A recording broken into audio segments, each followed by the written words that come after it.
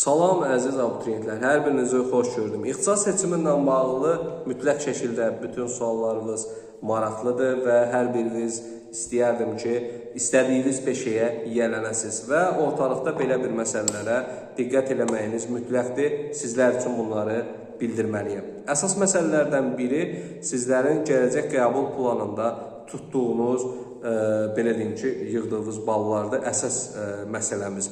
Baxın, ikinci şans sizin üçün çox yerində bir vəziyyətdir və hər biriniz üçün mütləq şəkildə bu imtahana hazırlaşmaq, burada uğur qazanmaq vacibdir. Bəzi qruplarda sorğu-sual keçirdirəm və şagirdlərin etinasız yanaşmağına görə bu videonu çəkirəm. Ən azından bu video biraz da olsa sizlər üçün bir dəstək olacaq. Baxın, sizlərə örnək videolardan biri nədir? İkinci və üçüncü qruplar. Əziz ikinci və üçüncü qruplar. İndiki hal-hazırda siz ikinci şansa hazırlaşarkən ən əsas bir məsələyə diqqət edin. Məsələmiz nədir? Testləri işləyərkən Ana-Ərsəyevin test toplusundan çalışın, istifadə edin və orada ən çox fikir verməli olduğunuz mövzuları sizə bildirəcəm.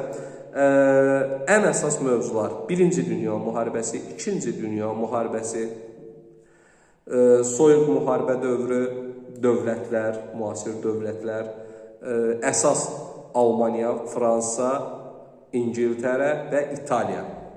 Əsas bu dövlətlərə fikir verin. Bundan əlavə olaraq Azərbaycan Xalq Cümhuriyyətinin dövrü, əsas da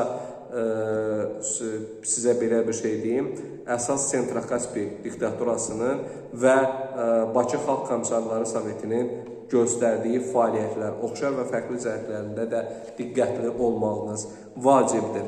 Və bundan əlavə olaraq Türkiyənin yaranması, 1950-ci ilə qədər olan dövrü, Sovet Respublikasının, Sovet Sosialist Respublikasının SSR dövrünü Azərbaycanda, 48-53-cü illər dövrü çox mütləq şəkildə buralara diqqət eləyin. Yəni, Səfəvi Osmanlı müharibələri, mütləq bütün müqavilələrə fikir verin. Çünki vacib amil həmin müqavilələrin göstərdiyi səriştələrdir. Bundan əlavə sizlər üçün onu deyim, Yaponiyaya əsas diqqət edin. Yaponiyanın birinci, ikinci dünya müharibəsi, Amerikaya diqqət edin, Türkiyəyə diqqət edin, bitərəf olan ölkələrə və bir də sizə bir şey qeyd edeyim. Yadda saxlayın, İtaliya Üçlər İttifaqını Antantaya satmış dövlətdir. Yeganə dövlət odur.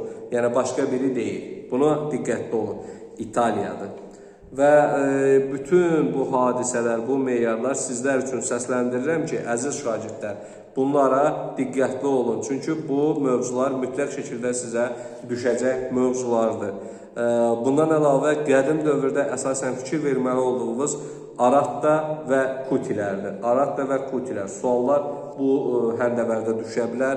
Sonra dövrləşmədə əsas prioritet sizə məsləhətim diqqətli olmalı olduğunuz Eneolit dövrü, bir də ki, Son Tunc dəmir dövrü. Bu keçidlərə çox diqqətli olun. Çünki həmin proseslərdə ehtiyatlı olmaq mütləq şəkildə vacibdir sizlər üçün. Sonra Atropatena, mütləq şəkildə Atropatena, Albaniya, Roma dövrü. Xüsusi olaraq Roma dövrü. Bundan əlavə olaraq sizlər üçün maraqlı bir nüansı səsləndirim. Teymurlər dövləti, çalışın. Teymurlər dövlətinin əsas da Ankara döyüşü 1402-ci il, zirvə. Əsas zirvə, fon zirvəsi odur. Bundan əlavə sizlər üçün başqa bir məsələni də ayırd edək. Bəzən uşaqlar ən çox sualları verirlər və mən də ona görə çalışıram ki, sizlərə dəstək olun. Xanlıqlar dövrü əsas da Quba xanlığına diqqətli olun proseslərə və bundan başqa Ərəblər dövründə Xürrəmilərə diqqətli olun əsas. Yəni, sizlər üçün bunu deyim. Feodal dövlətlərlə mütləq diqqət edin. Yəni, feodal dövlətləri mütləq şəkildə ehtimallar içindədir. Bundan əlavə nəyə diqqət edəcək? ən əsas müharibələrdən biri Rus-Qacar müharibəsi. Gülüstan və Türkmənçay bu ikisinə mütləq şəkildə baxarsınız. Cənubi Azərbaycan inqilabı, mütləq oradan sual düşəcək inqilabdan, İran inqilabından mütləq. Xalq Cümhuriyyətində bayaq dedik və bir şeyi qeyd edeyim sizə. Baxın, Azərbaycanda Respublika dövrü 3 dövr göstəririk. 1918-20 birinci Respublika dövrü, 1920-91 ikinci Respublika dövrü, 1991-dən günü bu günə 3-cü Respublika dövrü hesab olunur. Amma diqqətli olmalı olduğumuz mövzu nədir? Azərbaycanın ikinci Respublika dövrü Azərbaycan SSR adlandığı üçün Sovet Sosialist Respublikası ittifaqına aiddir. Bu, Azərbaycan üçün işğal olunması faktıdır. Ona görə də diqqətli olun. Ola bilər ki, sualda verilər və sualda veriləndə ikinci dövrün 1 və 3-dən fərqini soruşanda mütləq şəkildə buna diqqət eləməyiniz vacibdir. Bundan əlavə, Cənubi Azərbaycanda bir dənə söz deyim sizə, əsas məsələlərdən biri 1970-80-ci illər. O 70-ci 80-ci illəri niyə deyirəm? İranda çevrilişə görə. Bir dənə o məsələdə diqqətli olun və Azərbaycanın 2-ci Qarabağ müharibəsindən mütləq sual sizi gözləyir. Yəni burada artıq siz diqqətli olmalısınız. Və bir də bir şey qeyd edeyim. Hər halda bütün faktiki olaraq hamınız gündəmdə olan prosesləri bilirsiniz. Qərbi Azərbaycana qayıdış konsepsiyası məsələsi də var. Burada da diqqətli olun. Çünki baxın, sual necə ola bilər? Qərbi Azərbaycana qayıdış konsepsiyasının canlanmasına səbəb nədir? Bu cür bir başlıq altında sual verilə bilər və sizdən bunun səbəbini soruşa bilər. Burada əsas məsələyə fikir verin. 2-ci Qarabağ müharibəsində Azərbaycanın zəfər qazanması, Qarabağ torpaqlarının geri qayıtması ilə artıq Azərbaycanın Qərbi Azərbaycan zonasından olan vətəndaşlarının da öz bölgələrinə qayıtması üçün şərait yaranmışdı. Səbəb nə oldu? 2-ci Qarabağ zəfəri. Mütləq şəkildə bunu bu cür yadda saxlamalıyıq. Allahdan da şəhidlərimizə rəhmət diləyirəm. Nur içində yatsınlar, məkanları cənnət olsun. Çünki onların sayəsində bugün biz dimdik ayaq üstə öz torpağımızda dayanmışıq və daima öz torpağımızı qorumağa borcluyuq. Burada diqqətli olmalıyıq. Qazilərimizə də, çətinliyi olanlara da Allahdan şəfayət diləyirəm. Yəni onların, belə deyək də, tarixi biz qələmlə yazdığımız tarixi şəhidlərimiz qanları ilə yazdı. Və ona görə də biz bugün bütün hər bir şeyimizlə onlara borcluyuq. Unudulmaz tarixi yazan qəhrəmanlarımız heç zaman sizi unuda bilmərik. Daim onları yaşatmalıyıq, nəsildən nəsilə bu zəfərimizi ötürməliyik. Çünki niyə? Bizim üçün çox dəyərlidir.